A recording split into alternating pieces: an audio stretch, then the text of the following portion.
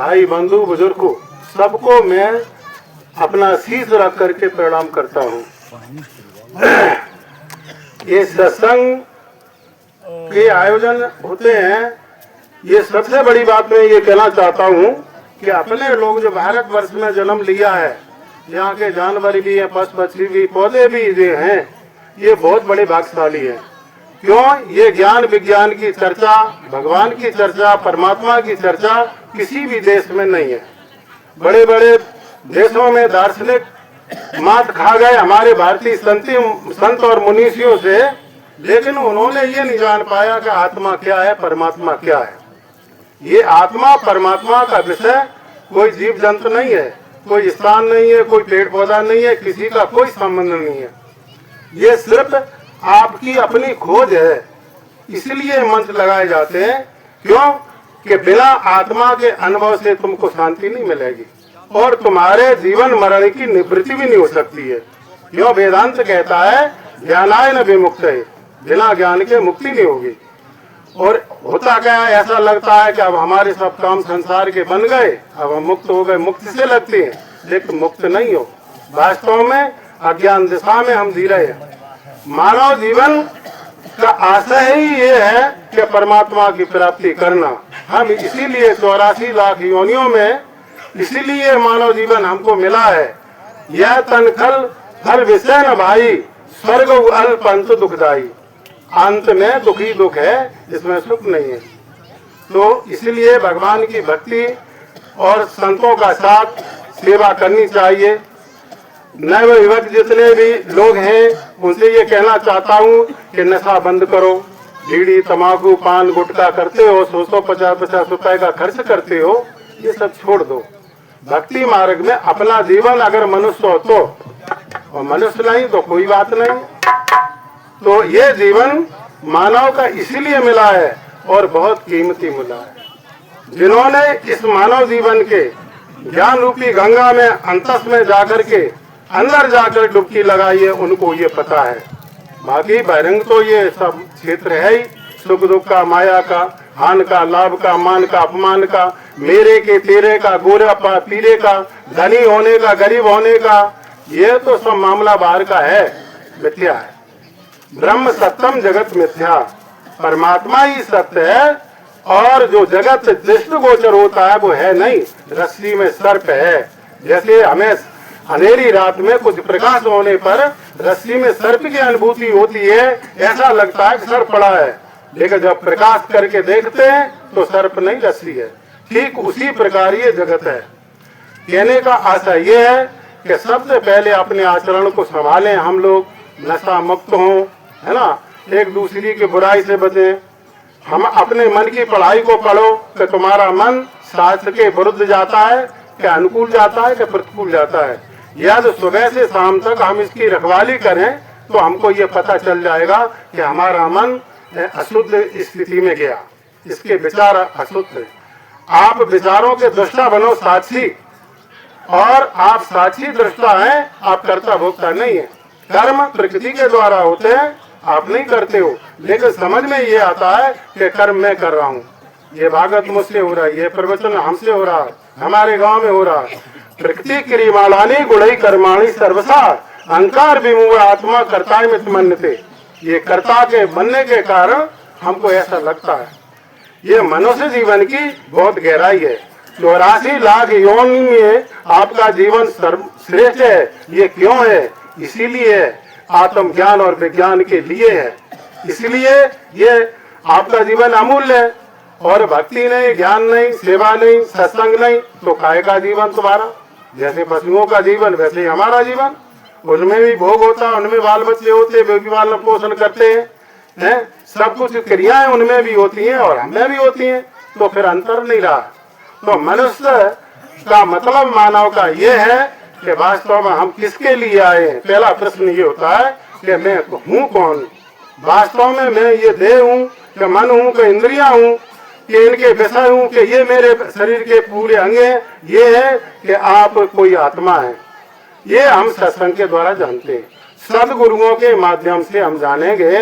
जब तक संतों का समागम नहीं होगा, संतों के प्रति निष्ठा श्रद्धा नहीं होगी, शास्त्रों के प्रति निष्ठा नहीं होगी, ब्राह्मणों और व्यासों के प्रति वक्ताओं के पास जो ज्ञानी जन है उनके प्रति हमारी निष्ठा श्रद्धा नहीं होगी, तो आपका इसमें प्रवेश नहीं।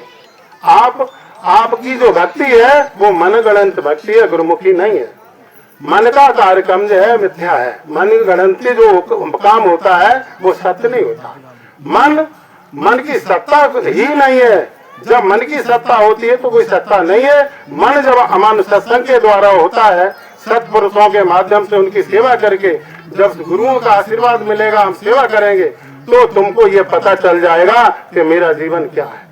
जो इसमें घुस करके वास्तविक में सच्चाई के साथ में प्रवेश किए हैं, उसी का नाम सत्संग है। सत्य का जानना सत्संग है। सत्य की बातें, दीपक की बातें करने से अंधेरा नहीं जाता। दीपक में तेल होगा, बाती होगी और फिर प्रज्वलित किया जाएगा, तब वो प्रकाश देगा। और हम दीपक की बातें करते रहे तो ज्ञान प्रकाश नहीं होगा।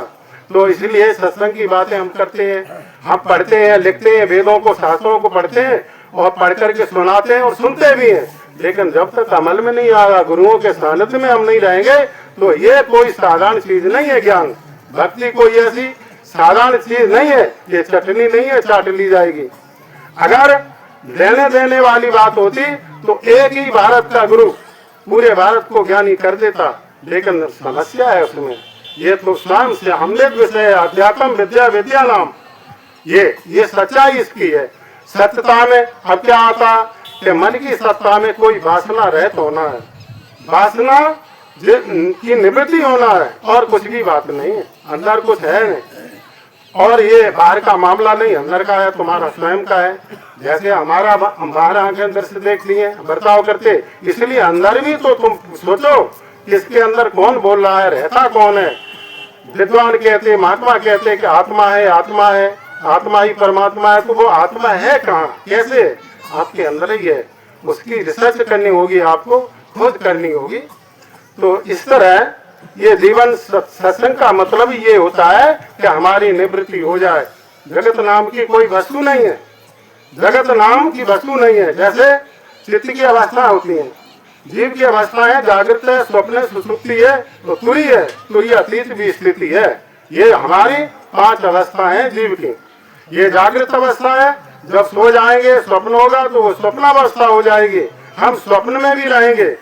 लेकिन ये हमको जागृत की स्थिति पता नहीं पड़ेगा कि हम ब्रह्मा में पड़े हैं, प्रवचन हो रहा है, क्या हो रहा है। तो ये स्वप्न हुआ, जब सुबह आंख खुली तो वो सब झूठा का झूठा हो गया। ज्ञान की अपेक्षा में ये भी मिथ्या है। जितना भी हो रहा है, जो देख रहे हो, न कुछ हुआ था न कुछ हो रहा है, तुम्हें सिर्फ होने का भ्रम हो रहा है।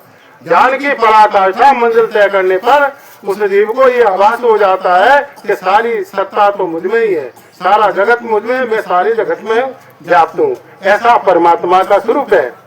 तो जैसे रात को आंख खुलने पर ये सपना झूठा होता है, ऐसे ज्ञान होने पर ये झूठा हो जाता है, ये जागृत। ठीक है। और सुषुप्ति अवस्था तीसरी अवस्था है। कभी कभी हम ऐसे सोते हैं तो उसमें हमको स्वप्न भी नहीं होता। शाम को सोए, सुबह जगे तो मालूम ऐसा होता है कि आज सोए ही नहीं, कब रात हो गई। क्यों? वो सुषुप्ति अवस्था है, तुरी अवस्था है, ब्रह्म एकम द्वितीय नास्ति, जिसमें एक परमात्मा के सिवाय अन्य नहीं होता। वो चौथी ज्ञान की चौथी अवस्था है। ये हमारी जीव की अवस्था है।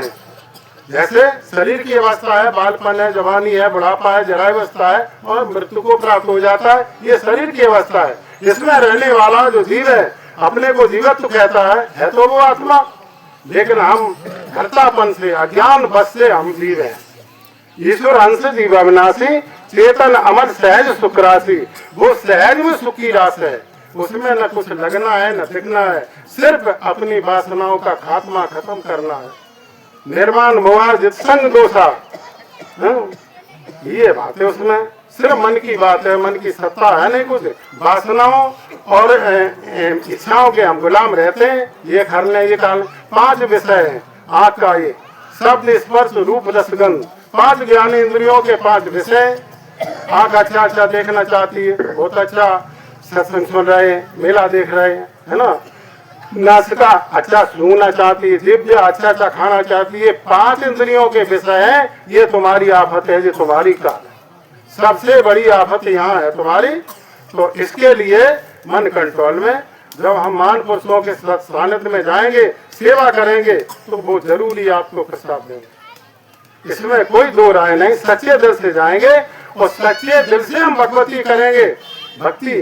क्या हमें परमात्मा चाहिए, अन्य कोई वस्तु नहीं, ये इसकी शर्त है। 5 किलो सोना रख दे, पूरे विश्व की मिलकत तुमको दे दे, ब्रह्मलोक के सुख भी आपके लिए फीके हो जाएंगे, तब समझो कि परमात्मा के भूख है। अभी हमारी वृत्तियां तो हमारी गृहस्थी में लगी। गिरेशु कूटनीतु पुत्र तारा धनार्दली ना अपराम बिंद तो मूलो ब्राह्मण संसार वर्तमेशु। हमारी बुद्धि, हम गृहस्थ हैं तो पुत्र धारा धन में रहती है ना, कितनी परमात्मा में रहती है। जिन्होंने ऋषि मुनियों ने प्राप्त किया है, आत्मबोध किया है, जितने भी ग्रंथ लिखे गए हैं, भागवत है, उपनिषद है, शास्त्र है, रामायण है, गीता है, जितना भी मटेरियल हमारे लिए है जीवन में, उन लोगों ने करोड़ों जन्मों जीवन में परमात्मा का अध्ययन कर करके, रिसर्च कर करके लिखा गया है, हमको मुफ्त में मिला है। आज संत और शास्त्र हमको कितनी बड़ी सुविधा है। और सबसे बड़ी बात है, ऐसा नहीं मानो, अपन भारतीय सनातन धर्म है, किसी देश में, पूरी दुनिया में कहीं भी कोई धर्म ही नहीं है। और लतर पतर धर्म में जानते ही नहीं धर्म क्या है। तो सबसे बड़ी बात तो यह है कि आपने भारतवर्ष में जन्म लिया है, वो भी मध्य प्रदेश में लिया। कहीं नदी समुद्र के किनारे होते, तूफान आते, ज्वार भाटा आते तो चपेट में आते, ठीक है। भिंड जिले में लिया, छत्तीस ब्राह्मण में लिया, सुडौल लिया, कोई लंगने नहीं, लूले नहीं, अंधे नहीं। देखिए आप, इसकी कीमत कोई कर सकता है। हस्तौ जपादौ नैने प्रसन्ने करणौ शुद्धि चिड़ौ बदनम चा कांतम नासा सुरम्मा मनलाय चित्तम ईसे न दत्तम तदम समग्रम। भगवान ने सब कुछ दे डाला आपको, हाथ दे, पैर दे, आंखें दे, कान दिए, मनलाय चित्तम, मनन करने के लिए, परमात्मा का स्मरण करने के लिए आपको चित्त दिया है। और इसे न दत्तम तदम समग्रम, उसने सब कुछ दे डाला तुमको। अब बात किस कसर किस बात की है कि इंद्रियों के गुलाम है, वासनाओं के शिकार होकर के हम गिर पड़ते हैं, और दूसरी कोई बात नहीं है। तो ठीक है, इसके साथ में एक थोड़ा सी भजन सुना जाए।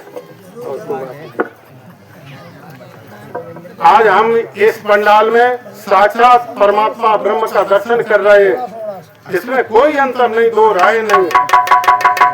जो दर्शन हमको हो रहा है, लोग कहते परमात्मा नहीं मिलता है, परमात्मा की माया, ये जड़ माया है, संसार दिखता है। जब परमात्मा स्वरूप वो निरुद्ध निराकार निर्विकार है, तो उसकी माया भी उसी की है। एक सिर्फ नजरिया का बदलाव हो जाता है, दृष्टि का बदलाव हो जाता है। दृष्टि में ये होता है कि ये हमारा गांव, ये मेरा मकान है, ये मेरी देह है, ये मेरी देह के संबंधी है, सिर्फ दृष्टि है। दृष्टि बदली तो सृष्टि बदल गई। अब थोड़ा सा एक भजन है, एक विनम्र है। जीव जो है परमात्मा से ऐसी कृपा वो कर रहा हूं।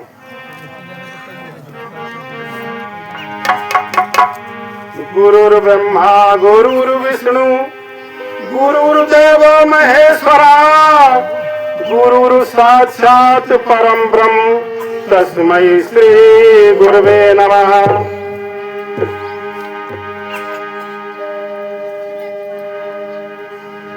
इंसान तो भगवान ही एक सार है। मोह मत कर, प्रेम कर, झूठा जगत व्यवहार है। मौत का जब समय तेरे अति निकट आ जाएगा, अन्य जन ये तेरी रक्षा नहीं कर पाएगा। तो स्वर्ग जीवन का सत्संग ही आधार है, जो तुझे संसार सागर से लगावे पार है। बोल सतगुरुदेव भगवान की जय, सच्चिदानंद भगवान की जय।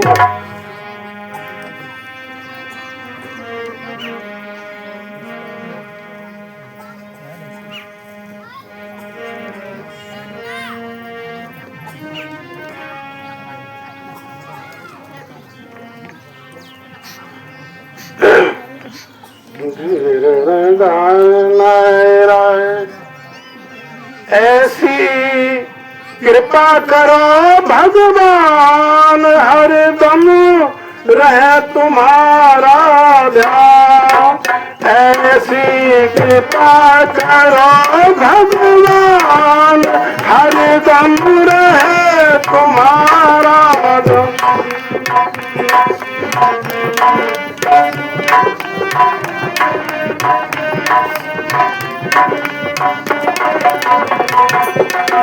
ऐसी कृपा करो भगवान, हरदम रहे तुम्हारा ध्यान।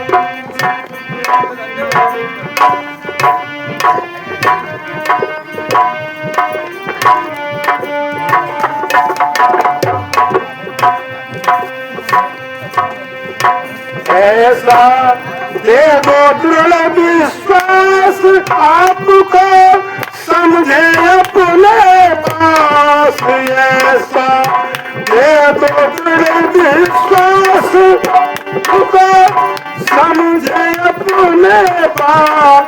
चाहे सुबह हो चाहे शाम, हरदम रहे तुम्हारा ध्यान।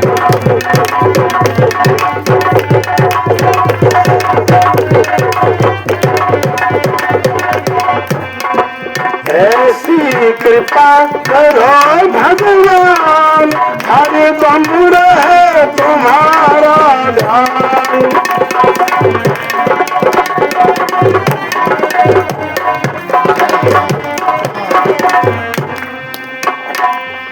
सुख में आपको भूल न जाए, दुख में भी हम घबराए। सुख में आपको भूल न जाए, दुख में भी हम ना घबराए। सुख में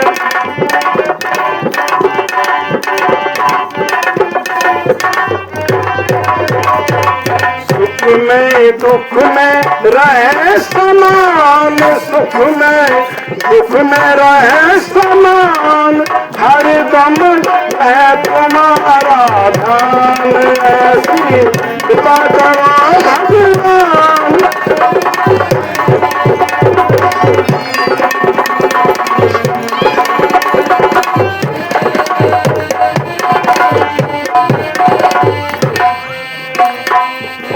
करे जगत के सारे धंधे, पर धंधे में पड़े न फंदे।